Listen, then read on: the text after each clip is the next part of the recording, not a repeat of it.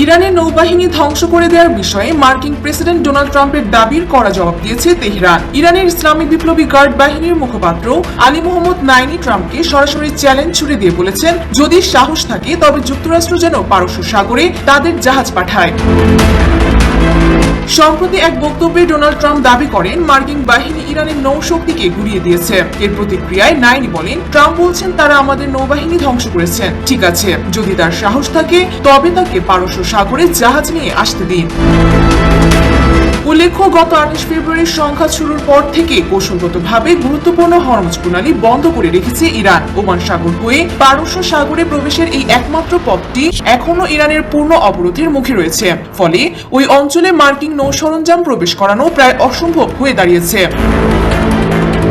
আইআরজিসির মুখপাত্র জানান, ইরান এখন পর্যন্ত যেসব ক্ষেপণাস্ত্র ব্যবহার করেছে সেগুলো প্রায় এক যুগ আগের পুরনো প্রযুক্তিতে তৈরি। গত বছরের জুনে 12 দিনের রক্তক্ষয়ী যুদ্ধের পর ইরান যেসব অত্যাধুনিক মিসাইল তৈরি করেছে সেগুলো এখনো ব্যবহার করা হয়নি বলে তিনি হুঁশিয়ারি দেন।